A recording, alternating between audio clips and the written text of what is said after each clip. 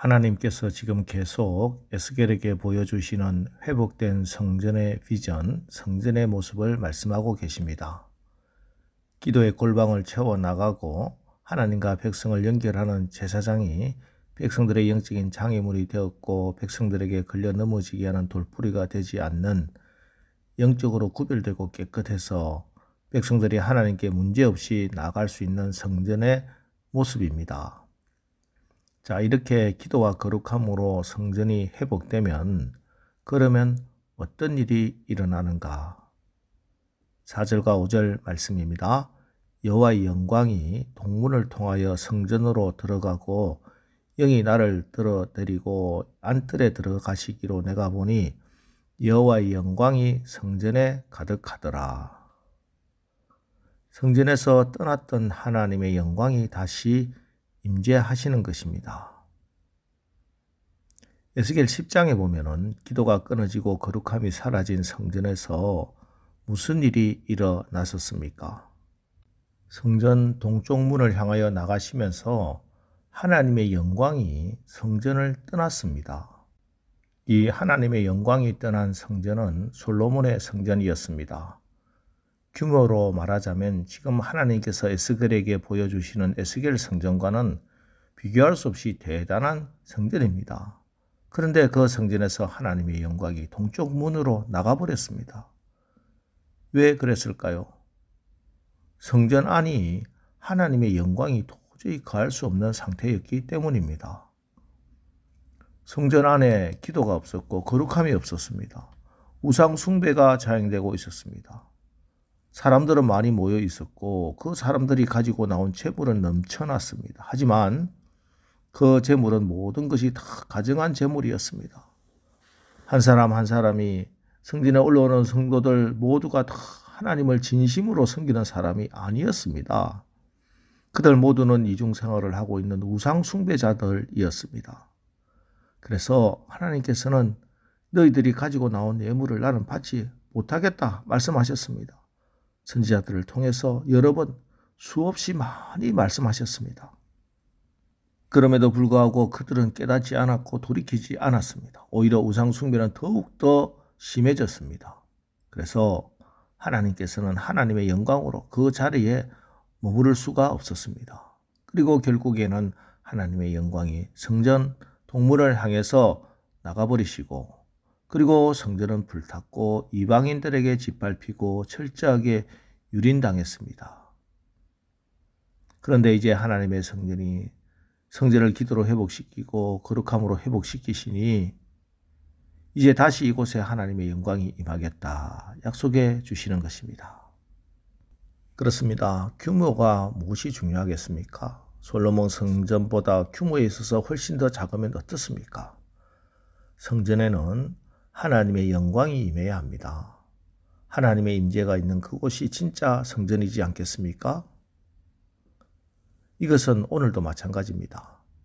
규모를 자랑할 것이 절대 아닙니다. 사람들이 얼마나 모이느냐 그것도 중요한 것 아닙니다. 성전은 하나님의 영광이 있어야 성전이라 말할 수 있습니다. 여러분 교회에 그리고 여러분의 마음의 성전에 하나님의 영광이 임하는 것이 가장 중요합니다. 왜요? 하나님의 영광이 임해야 어둠이 떠나가고 마귀가 떠나가고 내 인생을 엉망진창으로 만들었던 고질적인 죄가 끊어지고 육의 사람이 영의 사람으로 변화되고 모든 저주가 끊어짐으로 축복이 임하고 하나님의 임재와 살아계심을 체험함으로 진짜 크리스천으로 거듭나기 때문입니다. 하나님의 영광이 떠나면 안 됩니다.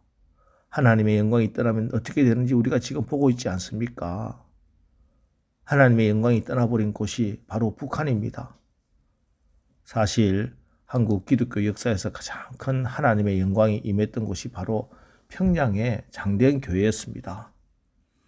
1907년 평양 대부흥의 역사가 일어날 때 장대현교회에 하나님의 불같은 영광이 임합니다. 하나님의 영광이 임하자 온 평양 시내가 성령으로 불타오릅니다. 성령의 불이 타오르자 회개운동이 온 평양 시내를 덮자 향약과 대패의 온상지였던 술집들이 자진해서 문을 닫았습니다. 그 불같은 하나님의 영광이 남한까지 뻗어 내려왔습니다. 그래서 당시 세계 기독교 역사는 평양을 동방의 예루살렘이라 불러주었습니다. 그런데 여러분, 그 장대인 교회가 있던 자리에 현재 무엇이 있는 줄 아십니까? 김일성, 김정일이 동상이 서 있습니다. 여러분, 원래 북한이 우리보다 훨씬 더 잘 살았습니다. 그러나 지금은 가장 가난하고 비참한 나라가 되어버렸습니다. 하나님의 영광이 떠났기 때문입니다.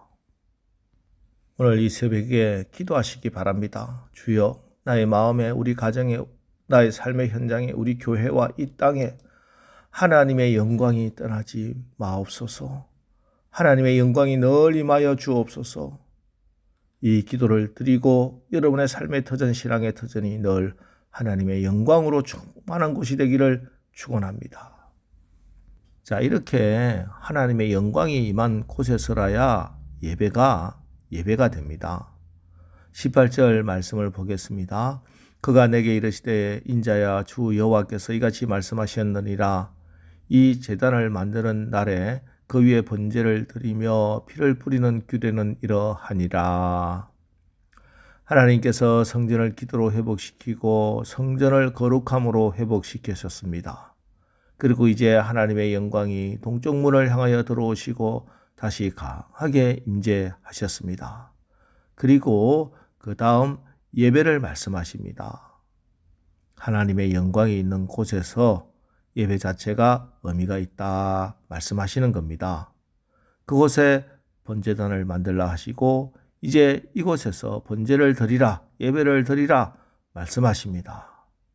이제 하나님의 영광 앞에서 하나님의 영광을 찬양하는 그 예배가 온전히 이루어지는 것입니다.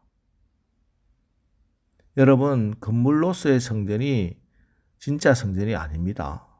성경은 끊임없이 우리 존재 자체가 참된 그리스도인의 모임이 성전이라고 말씀하셨습니다. 우리 존재에 하나님의 영광이 임하기 위해서는 내 마음과 생각까지 다 태워서 하나님께 드릴 때, 그때 우리의 영혼 가운데 하나님의 영광이 임할 것입니다. 하나님의 제단에 나와서 예배 드렸음에도 불구하고 내 생각이 남아있고 욕심이 그대로 남아있으면 이건 제대로 드린 예배가 아닐 것입니다. 예배 드리고 나면 내 욕심도 태워 없어지고 내가 가지고 있었던 염려와 세속적인 욕망과 근심도 사라지고 다 태워져야 참된 예배입니다. 여러분, 하나님 앞에 나올 때 내가 가지고 있는 모든 걱정, 근심, 욕심 다 태워드리겠습니다. 그런 마음으로 주님 앞에 예배 드리시기를 원합니다. 그때 우리 자체가 하나님 앞에 드려지는 제물이 될 것이고 내 영혼 속에 하나님의 영광이 새롭게 임재할 것입니다.